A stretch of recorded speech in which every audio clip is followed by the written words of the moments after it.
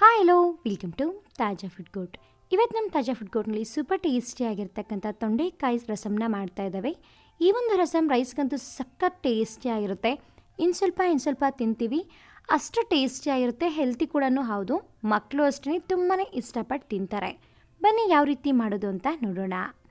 ಇವಾಗ ಮೊದಲಿಗೆ ನಾನು ತೊಗರಿಬೇಳೆನ ತೊಗೊಂಡಿದ್ದೇನೆ. ಒಂದು ಅರ್ಧ ಕಪ್ ಆಗುವಷ್ಟು ತೊಗರಿಬೇಳೆ, ಹಾಗೆಯೇ ಕೊತ್ತಂಬರಿ, ಕರಿಬೇವು ಸೊಪ್ಪು, 2 ಟೊಮಾಟೊ, ಹಾಗೆಯೇ ಸ್ವಲ್ಪ ಬೆಳ್ಳುಳ್ಳಿ, 1 ಈರುಳ್ಳಿ ಹಾಗೂ 6 ಹಸಿಮೆಣಸಿನ್ಕಾಯಿ, ಹಾಗೆಯೇ ತೊಂಡೆಕಾಯಿ ಸ್ವಲ್ಪ ಹಣ್ಣಾಗಿದ್ರೂ ಪರವಾಗಿಲ್ಲ. ಇವಾಗ ಇದನ್ನು ಒಂದು ಕುಕ್ಕರ್ಗೆ ಸೇರಿಸ್ಕೊಳ್ಳೋಣ. ಒಂದು ಕುಕ್ಕರ್ಗೆ ಇವಾಗ ನಾನು ತೊಗರಿಬೇಳೆ ಸೇರಿಸ್ಕೊಂಡು 1-2 ಸರಿ ಚೆನ್ನಾಗಿ ವಾಶ್ ಮಾಡಿಕೊಂಡು ಇವಾಗ ತೊಂಡೆಕಾಯಿನ ಸೇರಿಸ್ಕೊತಾ ಇದ್ದೇನೆ. ಹಾಗೂ ಇದಕ್ಕೆ ನಾನು ಈರುಳ್ಳಿ ಕೂಡ ಸೇರಿಸ್ಕೊತಾ ಇದ್ದೇನೆ. 1 ಈರುಳ್ಳಿನ ಈ ಥರ ಕಟ್ ಮಾಡಿ ಸೇರಿಸ್ಕೊತಾ ಇದ್ದೇನೆ.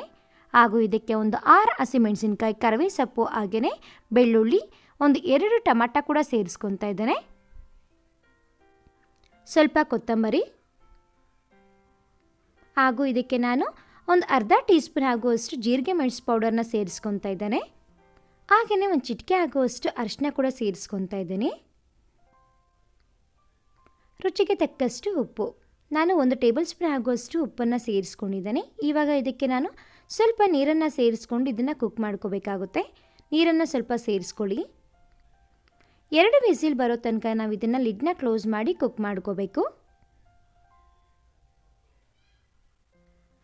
ಇವಾಗ ನಮಗೆ 2 ವಿಸಿಲ್ ಬಂದಾಗಿದೆ. ಲಿಡ್ನ ಓಪನ್ ಮಾಡಿ ನೀರನ್ನೆಲ್ಲನೂ ನೀಟಾಗಿ ಸ್ಟ್ರೈನ್ ಮಾಡ್ಕೊಂಬಿಡಿ.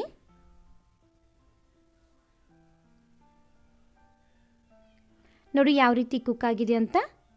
ಇವಾಗ ನೀರೆಲ್ಲ ಸಪ್ರೇಟ್ ಮಾಡ್ಕೊಂಬಿಡಿ. ಇವಾಗ ಇದೆಲ್ಲ ಕಂಪ್ಲೀಟ್ ಕೂಲ್ ಆಗಿದ್ದು ಆದಮೇಲೆ ನಾವು ಇದನ್ನು ಮಿಕ್ಸಿ ಮಾಡ್ಕೋಬೇಕಾಗುತ್ತೆ.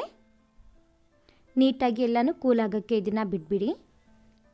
ಇವಾಗ ಒಂದು ಮಿಕ್ಸಿ ಜಾರಿಗೆ ನಾನು 1 ಟೀ ಸ್ಪೂನ್ ಆಗುವಷ್ಟು ಗಸಗಸೆ, ಹಾಗೆಯೇ 1 ಟೀ ಸ್ಪೂನ್ ಜೀರಿಗೆ, ಹಾಗೆಯೇ ಸ್ವಲ್ಪ ಮೆಣಸನ್ನು ಸೇರಿಸ್ಕೊಂಡು ನಾನು ಡ್ರೈ ರೋಸ್ಟ್ ಮಾಡಿದ್ದೆ, ಅದನ್ನು ಇವಾಗ ಇದಕ್ಕೆ ಸೇರಿಸ್ತಾ ಇದ್ದೇನೆ. ಹಾಗೆಯೇ ಒಂದು ಅರ್ಧ ಕಪ್ ಆಗುವಷ್ಟು ಹಸಿ ಕೊಬ್ಬರಿ ಕೂಡ ಸೇರಿಸ್ಕೊತಾ ಇದ್ದೇನೆ. ಇದನ್ನು ಒಂದ್ಸರಿ ಎಲ್ಲನೂ ಮಿಕ್ಸಿ ಮಾಡ್ಕೊಳ್ಳಿ. ಗಸಗಸೆ ಸೇರಿಸೋದ್ರಿಂದ ಟೇಸ್ಟ್ ತುಂಬಾ ಚೆನ್ನಾಗಿರುತ್ತೆ.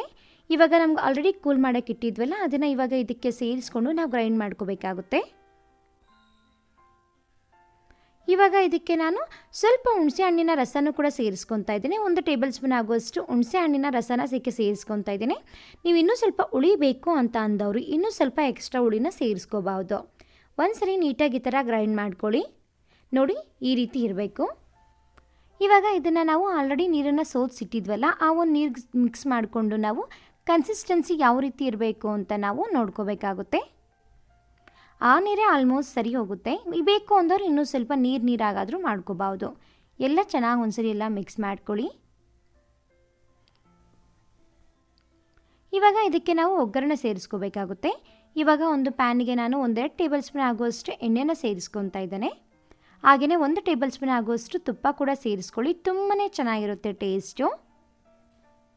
ಎಣ್ಣೆ ತುಪ್ಪ ಕಾದಾದಮೇಲೆ ಇದಕ್ಕೆ ಒಂದು ಅರ್ಧ ಟೀ ಸ್ಪೂನ್ ಆಗುವಷ್ಟು ನಾನು ಸಾಸಿವೆನ ಸೇರಿಸ್ಕೊತಾ ಇದ್ದೀನಿ. ಹಾಗೆಯೇ ಒಂದು ಅರ್ಧ ಗಡ್ಡೆ ಈರುಳ್ಳಿ ಹಾಗೂ ಸ್ವಲ್ಪ ಕರಿಬೇವು ಸೊಪ್ಪನ್ನು ಕೂಡ ಸೇರಿಸ್ಕೊತಾ ಇದ್ದೇನೆ.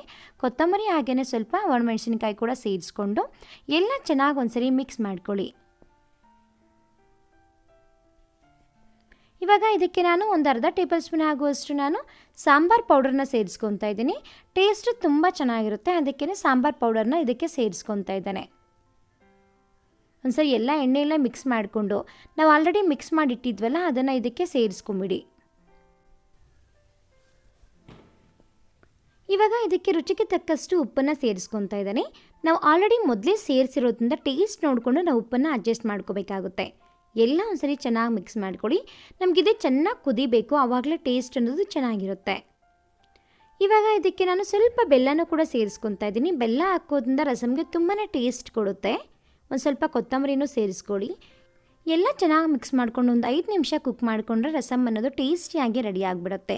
ತುಂಬಾ ಟೇಸ್ಟಿಯಾಗಿರುತ್ತೆ. ಡೆಫಿನೆಟಾಗಿ ಟ್ರೈ ಮಾಡಿ ಯಾವ ರೀತಿ ಬಂತು ಅಂತ ನನಗೆ ಕಾಮೆಂಟಲ್ಲಿ ತಿಳಿಸಿ. ಈ ಥರ ಡಿಫ್ರೆಂಟ್ ಟೈಪ್ಸ್ ಆಫ್ ರಸಮ್ಸ್ನ ನಾನು ಅಪ್ಲೋಡ್ ಮಾಡಿದ್ದೇನೆ, ಒಂದ್ಸರಿ ಚೆಕ್ ಮಾಡಿ. Thanks for watching this video.